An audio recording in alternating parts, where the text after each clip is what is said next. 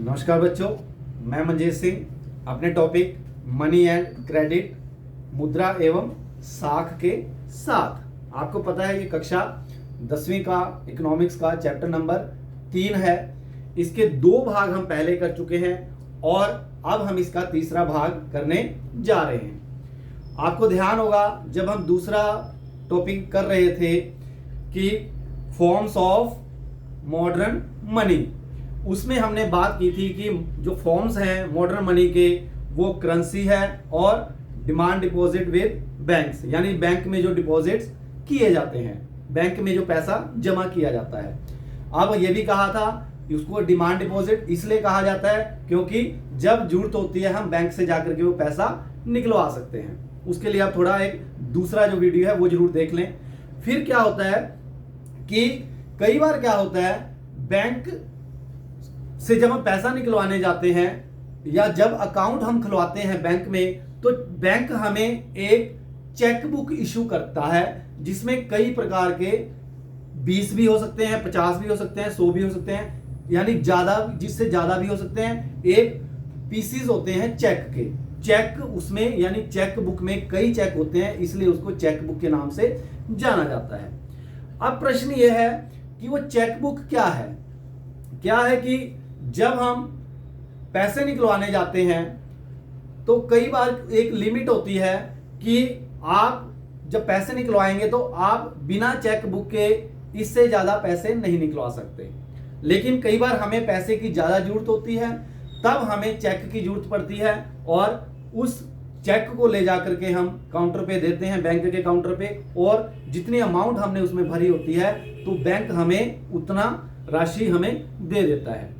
और कई बार क्या होता है कि हमें किसी दूसरे को भी भुगतान करना होता है, दूसरे को भी पेमेंट देनी होती है और हमारे पास समय नहीं होता कि बैंक से निकाल करके उसको पैसे दें, और हो सकता है कि उसने ज्यादा अमाउंट हो तो तब भी प्रॉब्लम आएगी।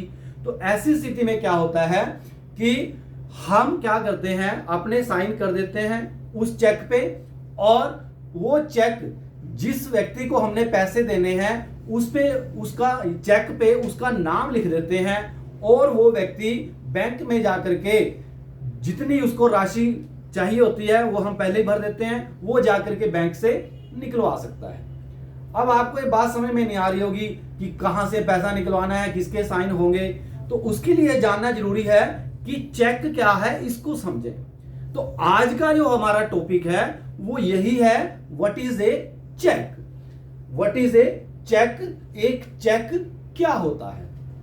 तो चेक अगर आप बात करें तो मेरे हाथ में आप यहां पर ये एक देख सकते हैं, ये एक चेकबुक है जिसमें आपको कहा था कई चेक होते हैं, और उसमें हमें जब बंदे को, किसी व्यक्ति को पैसा देना है तो हम सिर्फ जितने अमाउंट देनी है वो सिर्फ एक चेक के माध्यम से भी हम दे सकते हैं। तो उससे पहले जान लें इसके माध्यम से, और इसके माध्यम से हमने एक डेफिनेशन लिखी है कि चेक होता क्या है।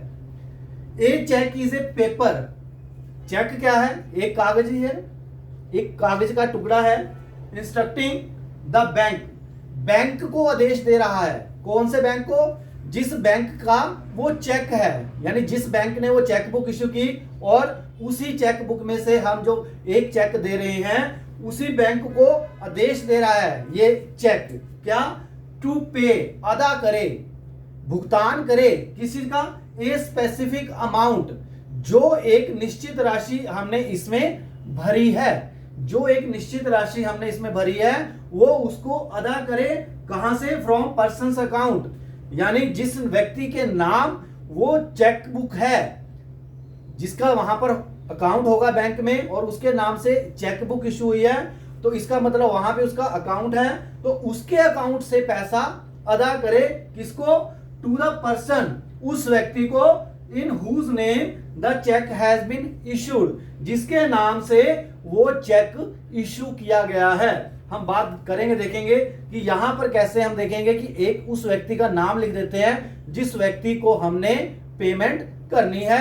तो इस प्रकार वो व्यक्ति इस चेक को ले करके बैंक में जाएगा और जितनी उसमें राशि लिखी हुई है उसका भुगतान बैंक उसको कर देगा।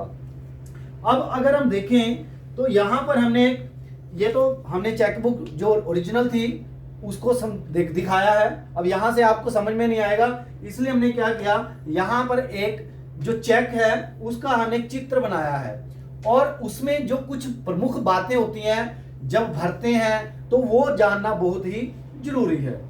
तो सबसे पहले ये जान लें कि जो चेक होता है उसमें 3 प्रमुख पार्टियां होती हैं। 3 प्रमुख पार्टियां कौन सी होती हैं? वो ड्रायर यानी जिसके नाम से चेक बुक इशू की गई है, अब वही व्यक्ति किसी को चेक दे सकेगा उस चेक बुक में से जिसके नाम से वो अकाउंट है, जिसके नाम से वो चेक बुक इशू की गई है, तो उसको हम कहते हैं ड्रायर, क्योंकि पैसा निकाल रहा है, ड्रॉ कर रहा है, इसलिए उसको ड्रायर कहते हैं। फिर जो दूसरी पार्टी होती है वो होती है ड्रॉई। ड्राई यानी जो भुगतान कर रहा है। भुगतान कौन कर रहा है? बैंक। तो जो बैंक का इस समय वो ड्राई का काम कर रहा है। और तीसरी जो पार्टी है पेई, जिसको भुगतान किया जा रहा है।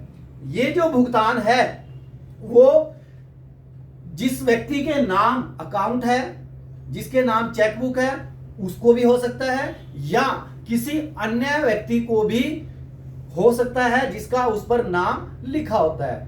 अब कई बार देखिए, इस चेक बुक के माध्यम से या इस चेक के माध्यम से हम समझने का प्रयास करते हैं।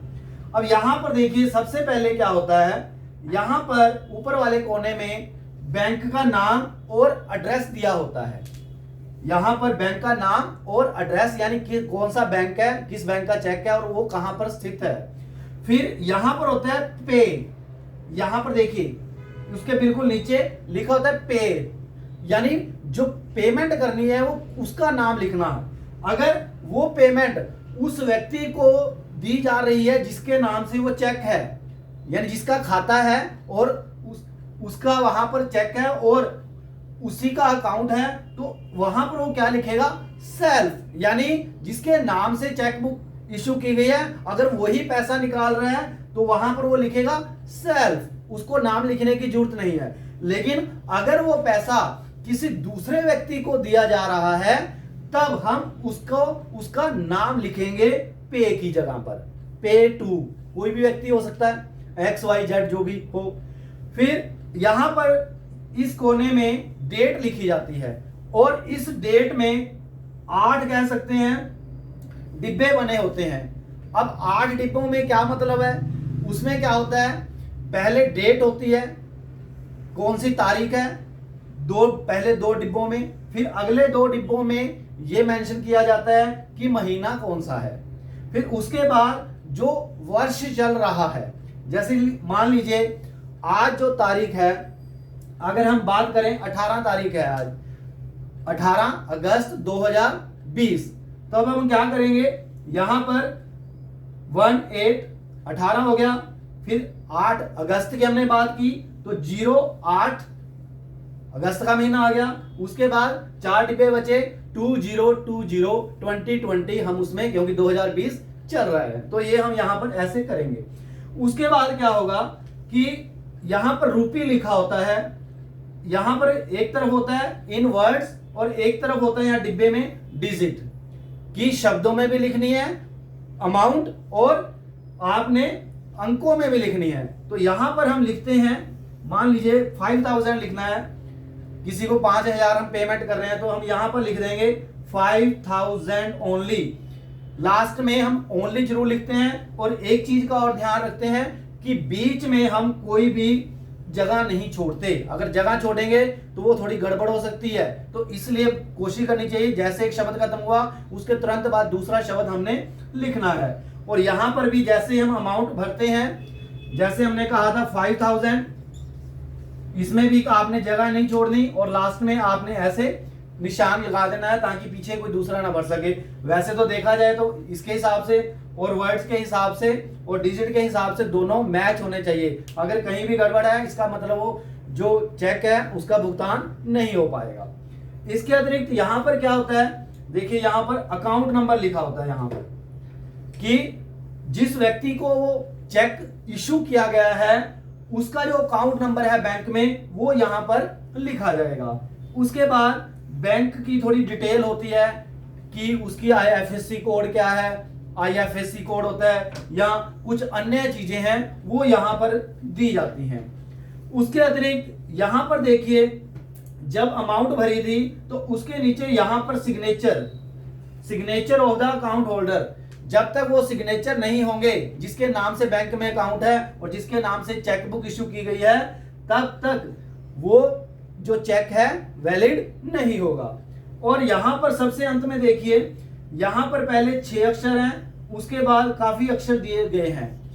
अब ये जो है देखिए, ये चेक नंबर होता है। जब भी हम कोई बात करते हैं चेक से रिलेटेड तो हमें चेक का एक नंबर देना पड़ता है जब हमें डिटेल देनी होती है। तो याद रखिए, ये जो पहले 6 नंबर हैं, ये वाला नंबर दिया जाता है। यहां पर भी आप देख सकते हैं, ये देखिए, ये जो पहले 6 नंबर हैं ये भरे जाते हैं चेक के नंबर में, और बाकी जो नंबर हैं वो बैंक के कोड होते हैं, वो उसके हिसाब से उसका प्रयोग करता है। तो इस प्रकार हम देख रहे हैं कि ये जो चेक है इसके माध्यम से हम अपनी पेमेंट खुद भी कर सकते हैं और दूसरा जो है वो किसी को भी दे सकते हैं जब हमें आवश्यकता पड़े, ताकि हम जो कैश है ना अपने पास लाकर रखें और ना ही किसी को दें और वो जाकर के सीधा ही बैंक से अपना काम कर सकता है। तो उम्मीद है कि ये जो चेक है इसके बारे में आपको थोड़ा सा समझ में आया होगा। घर में भी आपके मम्मी पापा का अकाउंट होगा, उनको भी चेक बुक इश्यू हुई होगी। आप उनसे पूछना कि आपके पास जो चेक बुक है एक बार हमें दिखाइए, ताकि हम भी कोशिश करें कि जो चेक क्या होता है उसको समझें और उसको भरने का खुद प्रयास करें। इसी के साथ धन्यवाद।